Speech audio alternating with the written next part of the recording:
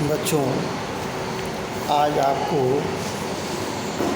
History का तीसरा lesson पढ़ाने जा रहे हैं। इसका नाम है administrative structure, growth of colonial army and civilian administration. Administrative structure माने ढांचा, प्रशासनिक ढांचा। इसके पहले इम्पॉर्टेंट टर्म्स दिए हैं, इनके बारे में देखें। इसमें दिया गया है नवाब्स। नवाब्स कौन होते हैं? हु वर नवाब्स, कौन थे या कौन हैं यहाँ पर? तो जो ऑफिस में काम करने वाले होते थे, जो अपने पद के प्रति प्रतिभ्रष्ट हो चुके थे, वो नवाब कहलाते थे। लिखा है official of the East India Company who aped the life style of Indian aristocrats or nawab. जो ईस्ट इंडिया कंपनी में काम करने वाले जो थे, अपना जीविकोपार्जन उससे कर रहे थे, लेकिन कैसे? हु अपेड का मतलब यहाँ है जो अपने मार्गों से, कर्तव्यों से, सच के मार्ग से हट जाए, ऐसे जीवन निर्वाह करने वाले लोग नवाब कहलाते थे। सच्चाई का मार्ग छोड़ दें, कोई भी थोड़ी सी मुसीबत आए उसमें अपने भले के लिए, अपने पैसे कमाने के लिए कहते हैं, अपना जो सच्चाई कर्तव्य मार्ग को छोड़ करके, सच्चाई को छोड़ करके जो भी कार्य करते थे अपने हित के लिए, ऐसे लोग नवाब कहलाते थे। अर्थात कंपनी के कर्मचारी जो थे वो पदभ्रष्ट हो चुके थे। ऐसे जो ऑफिस में काम करने वाले जो पदभ्रष्ट लोग थे वो नवाब कहलाते थे। फिर है चार्टर एक्ट। क्या है? Act passed by the British parliament after every 20 years to grant lease the trade to the English East India company under certain condition. कहते हैं एक्ट पास, ऐसा जो कानून जो संसद द्वारा पास कर दिया गया हो, ऐसा।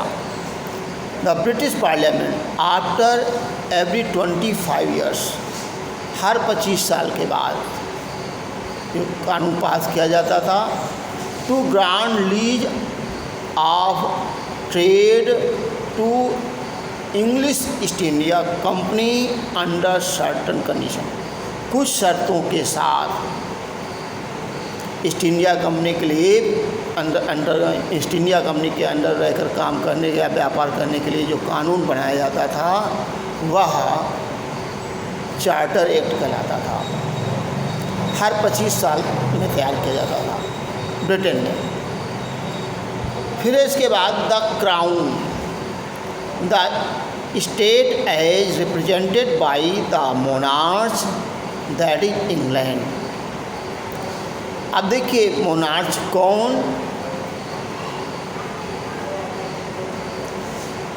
राजशाही दरबार के लोग। State represented by monarch, that is England. Crown कहलाते थे। जो वहाँ के शाही लोग अपना प्रतिनिधित्व करते थे, राज्य का प्रतिनिधित्व करते थे, वे क्राउन, जिसे कहते हैं ताजपोशी, ताजपोश लोग, तो क्राउन कहलाते थे। कास्टिंग वोट क्या होता है? Vote given to decide an issue when votes for and against are equal. कहते हैं vote given to decide an issue, किसी बात को लेकर निर्णय करने के लिए कि क्या गलत है सही, उसे वोटिंग कराई जाए, वह कास्टिंग वोट कहलाता है। व्हेन डज फॉर, उसके लिए, या किसी विरोध की समानता लाने के लिए। भाई कोई विरोध किया किसी ने, उसको तुम सही हो गलत, उसके मेजॉरिटी में वोट करवा देना, तो कास्टिंग वोट कहलाता है। Rule of law, principle of uniform law which applies to everybody. एक कानून, एक संगठित कानून पूरे देश में लागू हो, हर एक के लिए, एवरीबॉडी समान रूप से। वह रूल ऑफ कानून कहलाता है, जो सभी देशवासियों के लिए एक समान व्यवहार जिसमें अपनाया जाए, वह रूल ऑफ कानून कहलाता है।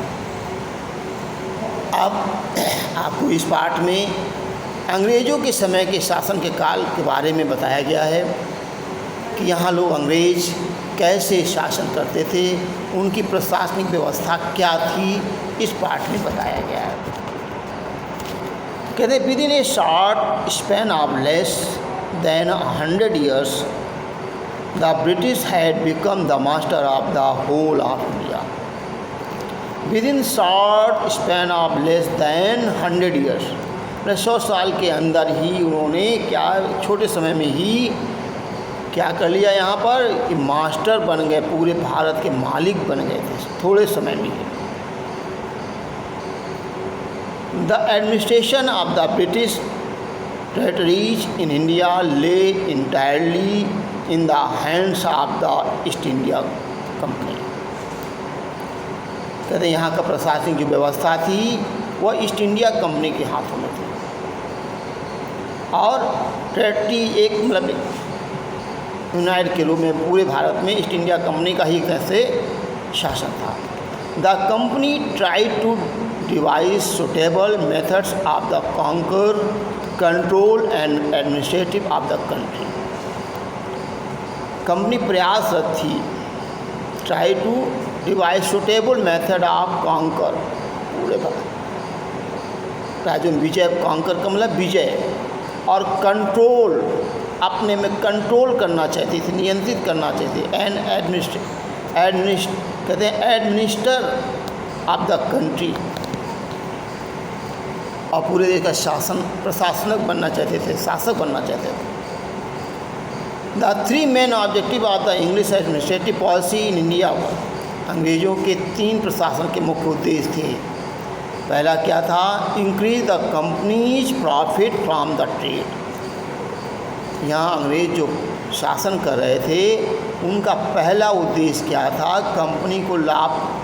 कंपनी के लाभ को पहुंचाना, कैसे, व्यापार के माध्यम से कंपनी के लाभ को पहुंचाना, कंपनी को लाभ पहुंचाना।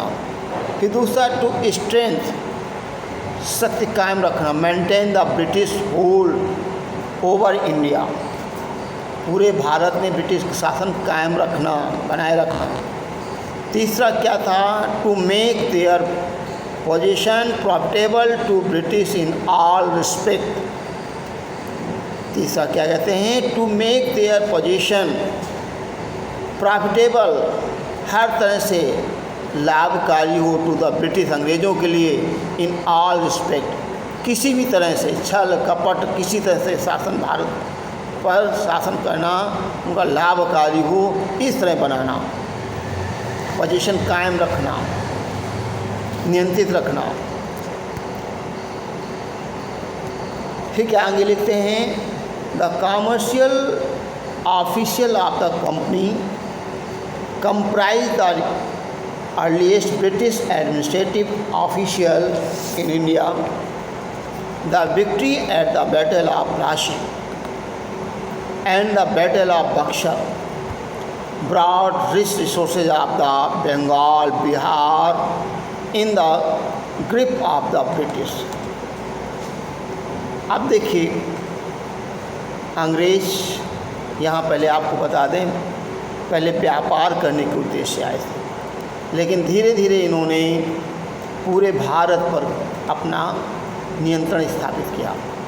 और कैसे, सबसे पहले इन्होंने आपके दक्षिण भारत में कर्नाटक के युद्ध पढ़े होंगे पिछले, उसमें कर्नाटक वार, तो कर्नाटक के वार 3 युद्ध हुए, उन पर विजय प्राप्त करने के बाद इनके हौसले बढ़ गए थे।